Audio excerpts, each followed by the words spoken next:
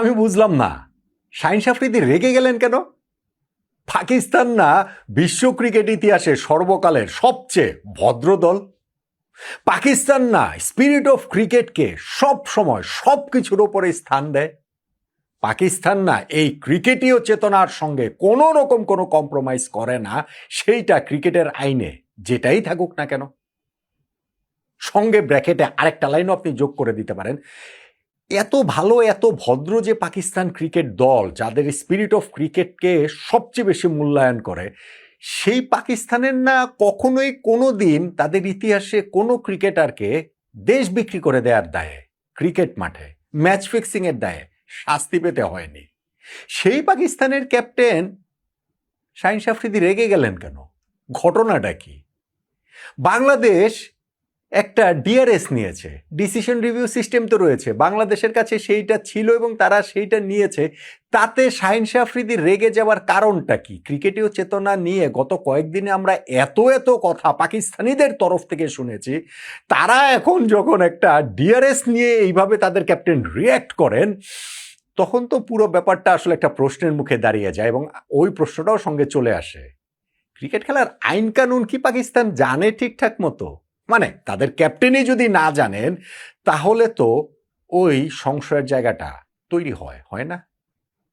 কেন আমি এই কথাটা বলছি, আমার আলোচনাটা শুনলেই বুঝতে পারবেন। দেখুন, গত কয়েকদিনে পাকিস্তানিদের কাছ থেকে এই স্পিরিট অফ ক্রিকেট শুনতে শুনতে না মানে মাথা ধরে যাবার মতো অবস্থা। পাকিস্তানিদের মুখ থেকে ক্রিকেটীয় চেতনার কথা শুনতে হয়, যাদের দেশের এত এত ক্রিকেটার, এত বিখ্যাত সব ক্রিকেটার ম্যাচ ফিক্সিং এর দায়ে অভিযুক্ত হয়েছেন, শাস্তি পেয়েছেন, তাদের দেশের কোর্ট থেকে পর্যন্ত রায় এসেছে, আইসিসি থেকে তো নিষিদ্ধ হয়েছে অনেক, আমি আর ওই ডিটেলসের মধ্যে গেলাম না। ম্যাচ ফিক্সিং ক্রিকেটের আলটিমেট ক্রাইম, সেইখানে হচ্ছে গিয়ে নিজের দেশকে বিক্রি করে দেওয়া হচ্ছে, এবং সেইটাতে পাকিস্তানিরা যেরকম মাস্টার বিশ্বের যে কোনো দেশের চেয়ে বেশি করে, এইটা তো বোধহয় মোটামুটি একটা প্রতিষ্ঠিত সত্য।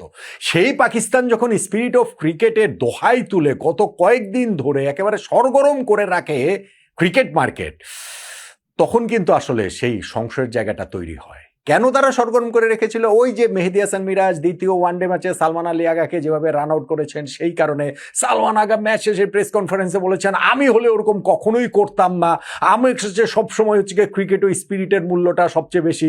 ধারাভাষ্যক কক্ষ থেকে পাকিস্তানের ধারাভাষ্যকার রমিজ রাজা বলেছেন যে এইটা স্পিরিটের পরিপন্থী হয়ে গেল। পাকিস্তানের সাবেক ক্রিকেটাররা হইচই শোরগোল তুলে ফেলেছেন যে না, বাংলাদেশ এটা কি করলো। সুযোগ পেয়ে আবার অন্যান্য দেশের লোকজনও এখানটাতে তাদের ইনপুট দেওয়া শুরু করেছেন। ভারতের অজয় জাদেজা যেমন বলছেন যে পাকিস্তানের কি তা মানে বাংলাদেশকে বিশ্বাস করাটা কি তাহলে ভুল হয়ে যাচ্ছে কিনা।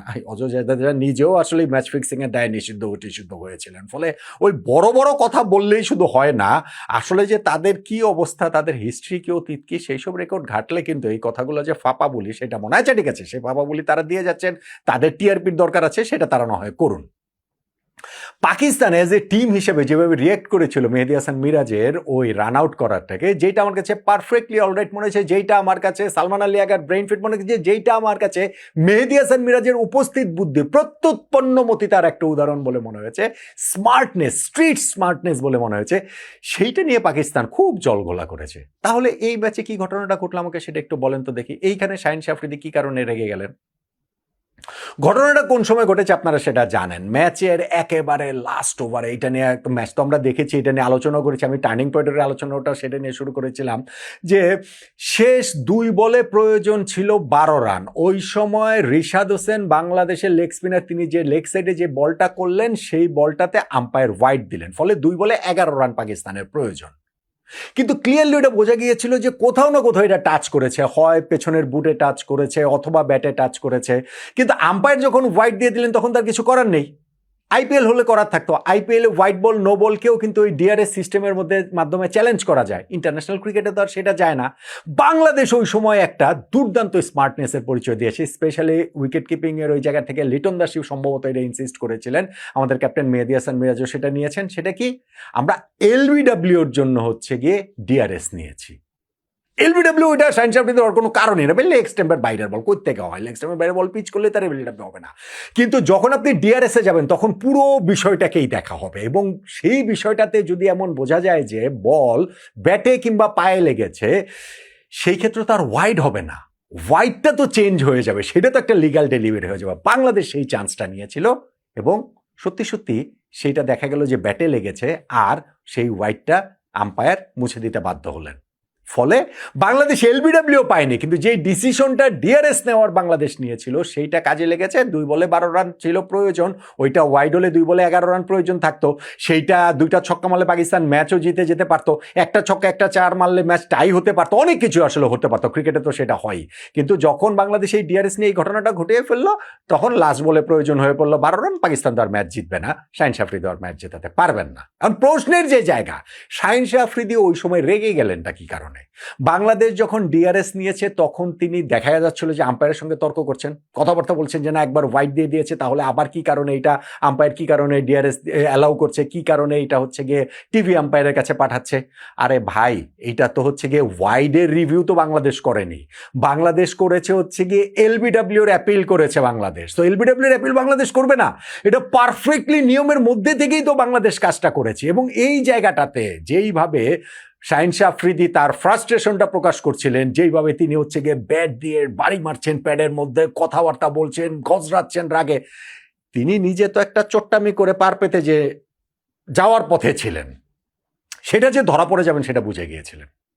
এরকম ধরেন যে একটু কান্ঠামি একটু চোট্টামি করে টোরে পার পেয়ে যায় অনেকেই, পার পেয়ে গেলে তো পেয়েই গেল, কিন্তু তাহলে আবার ক্রিকেট ওই স্পিরিটের এত বড় বড় কথা বলে কিসের জন্য? এবং যখনই এই জিনিসটা আম্পায়ার ডিআরএস বাংলাদেশ নিয়েছে, এটা টিভি আম্পায়ারের কাছে গিয়েছে, সাথে সাথেই তো শাহিন শাহ আফ্রিদি বুঝে গেছেন যে ঘটনাটা কি, এইটা যে তার ব্যাটে লেগেছে, অতএব সেটা যে আসলে ওয়াইড হবে না, অতএব যে পাকিস্তানের জয়ের কোনো চান্স থাকবে না, সেটা তো তিনি বুঝে গেছেন। বুঝে গিয়েই তো ওইভাবে রাগে গজরাচ্ছিলেন, বুঝে গিয়েই তো ওইভাবে ব্যাট দিয়ে প্যাডের মধ্যে বাড়ি মারছিলেন, নিজের ফ্রাস্ট্রেশনটা প্রকাশ করছিলেন। তারা যদি এতই ভদ্র দল হয়, তারা যদি ক্রিকেট ও স্পিরিটের চেতনাকেই সবচেয়ে উপরে স্থান দেয়, সেই ক্ষেত্রে তো এই ডিসিশনটা হাসি মুখেই মেনে নেওয়ার কথা। অপরাধ তো তিনি করেছেন, মানে অপরাধ না, তার ব্যাটে বল লেগেছে, এটা তো ক্রিকেটের রুলের মধ্যে। আচ্ছা ভাই, ক্রিকেটের চেতনা জিনিসটা কি এরকম? সেটা শুধু মান কাটিং এর ক্ষেত্রে প্রযোজ্য হবে, সেটা শুধু ধরেন যে অবস্ট্রাক্টিং দ্য ফিল্ডের ক্ষেত্রে প্রযোজ্য হবে, সেইটা ধরেন হচ্ছে কি যে মেহেদী হাসান মিরাজের যে ঘটনাটা করেছে, ভাই মিরাজ যদি ওইখানে এমন হতো, সালমান আলী আগা হাত দিয়ে বল তুলে দিচ্ছেন, বাংলাদেশ যদি অ্যাপিল করতো obstructing the field out, umpire দিতে বাধ্য থাকতেন সালমান আলী আগাকে, আমি তখন হয়তো বা বলতাম যে না ভাই, এটা হয়তো বা না, নিশ্চিতভাবে বলতাম, কারণ আমিও ক্রিকেটীয় চেতনার খুবই পক্ষের লোক, আমিও ভীষণ প্রাচীনপন্থী লোক, আমিও খুবই মান কাটিং এর বিপক্ষের লোক, আমিও খুবই অবস্ট্রাক্টিং দ্য বলের বিপক্ষের লোক, কিন্তু রুলে আছে, বা আমিও খুবই হচ্ছে গিয়ে টাইম আউটের বিপক্ষের লোক। বাংলাদেশ তো সেটা করেনি। বাংলাদেশ তো সালমান আলী আগা বল তুলে দেওয়ার আগেই মিরাজ বল গ্যাদার করে তাকে হচ্ছে গিয়ে বেলস ফেলে দিয়েছে, রান আউট করে দিয়েছে। ফলে এই জায়গাটাতে ক্রিকেটীয় চেতনা, স্পিরিট অফ ক্রিকেট, এই আলোচনাগুলো আসে কোত্থেকে? আর আসলে যে আমরা ভদ্রমুখে হাসি মুখে সব মেনে নিব, আম্পায়ারের কথাই শিরোধার্য, সবকিছুই ফাইনাল, তাহলে তো শাহিন শাহ আফ্রিদিরও আজকের এই ঘটনা, মানে এই যে এই ম্যাচের থার্ড ওয়ানডের এই ঘটনাটা হাসি মুখেই মেনে নেওয়ার কথা। তিনি তো রাগে গজরাচ্ছিলেন কেন? আবারও বলি, ক্রিকেটীয় চেতনা, স্পিরিট অফ ক্রিকেট কি শুধুমাত্র ওইসব ক্ষেত্রে প্রযোজ্য? ভদ্রলোকের খেলা, তাহলে তো সবকিছু ভদ্রভাবে মেনে নিতে হবে। সালমান আলী আগা যখন ওই ম্যাচে তার বিপক্ষে যখন এই মিরাজ এইটা করেছেন, এই আউটের অ্যাপিল করেছেন, সাথে সাথে এই গ্লাভস ছুঁড়ে ফেলেছেন, হেলমেট খুলে ছুঁড়ে ফেলেছেন, বেরিয়ে যাওয়ার সময় যখন ফাইনালি আউট হয়েছেন আবারও গ্লাভস ছুঁড়ে ফেলেছেন, আবারও হেলমেট ছুঁড়ে ফেলেছেন, এগুলো কি ভদ্রতার লক্ষণ? হ্যাঁ, এটা ফ্রাস্ট্রেশন থেকে তিনি করেছেন, এটা হচ্ছে গিয়ে ক্রিকেটের এই ফ্রাস্ট্রেশন বা খেলাধুলার ক্ষেত্রে এরকম একটা ফ্রাস্ট্রেশনের জায়গা থেকে আসতেই পারে, মেনে নিচ্ছি আসতে পারে। তাহলে ভাই এই ক্রিকেটীয় চেতনা এত বড় বড় কথা বলেন কিসের জন্য? পাকিস্তানে তো বড় বড় কথা, তারা পাকিস্তান টিমের পক্ষ থেকে সালমান আলী আগা বলেন, কিংবা তাদের ফরমার প্লেয়াররা বলেন, ধারাভাষ্য কক্ষ থেকে দামিজ রাজারা বলেন, তারা এত বড় বড় কথা আসলে বলেছেন কি কারণে? স্পিরিট অফ ক্রিকেটকেই যদি তারা সবচেয়ে বেশি মূল্য দিবে, তাহলে তো এই থার্ড ওয়ানডে ম্যাচটাতে যখন আম্পায়ারের কাছে ডিআরএস নিয়ে গিয়েছে বাংলাদেশ শাহিন শাহ আফ্রিদির বিপক্ষে, সেটাকেও হাসি মুখে মেনে নেওয়ার কথা, নাকি নিয়মটাই জানেন না? নাকি তিনি ভেবেছেন, বলছিলেন যে না আমরা হোয়াইট চ্যালেঞ্জ করছো কিসের জন্য? হোয়াইট তো চ্যালেঞ্জ করা যায় না, আমি জানি না। কিন্তু পুরো ব্যাপারটাই যে আসলে পাকিস্তানের পুরোটাই যে একটা এই মেহেদী হাসান মিরাজ, সালমান আলী আগাকে যেভাবে রান আউট করেছেন, সেই পুরো জিনিসটাই যে একটা তাদের ভণ্ডামিপূর্ণ ক্যারেক্টারের একটা প্রতিচ্ছবি, যে তারা ক্রিকেটের স্পিরিটকে সবচেয়ে বেশি গুরুত্ব দিচ্ছেন, এরকম একটা ভাইব দেওয়ার চেষ্টা করেছেন। জাস্ট 2টা দিন, জাস্ট 48টা ঘন্টা, জাস্ট একটা ম্যাচের ব্যাপার, তার মধ্যেই তাদের সেই ফাঁপা বেলুন ফুটুস হয়ে গিয়েছে। শাহিন শাহ আফ্রিদি যেভাবে রিয়েক্ট করেছেন, তাতেই বোঝা গিয়েছে যে পাকিস্তান যদি ক্রিকেট ও স্পিরিটকে সবচেয়ে বেশি গুরুত্ব দিত, তাহলে তো বিশ্ব ক্রিকেটটাই হয়তো বা অন্যরকম হতো। এত এত খেলোয়াড় যে এই দেশের ম্যাচ ফিক্সিং এর দায়ে অভিযুক্ত হয়েছেন, নিষিদ্ধ হয়েছেন বিভিন্ন মেয়াদে, কত কত কিংবদন্তি ক্রিকেটারকে নিয়ে কত রকম কথাবার্তা রয়েছে, তারা বাংলাদেশকে এই স্পিরিট অফ ক্রিকেটের কথা শোনাতে আসে, ক্রিকেটেও চেতনার কথা শোনাতে আসে। এবং সেটা যে কতটা ফাঁপা বলি, শাহিন শাহ আফ্রিদির এই ম্যাচে নিশ্চিত একটা চুরি করে পার পেয়ে যেতে নিয়েছিলেন আম্পায়ারের ভুলে, সেই ক্ষেত্রে যেই রিয়াকশনটা দেখিয়েছেন, তাতেই তো বোধ করে অনেক বেশি করে সেটা স্পষ্ট হয়ে ওঠে, নয় কি?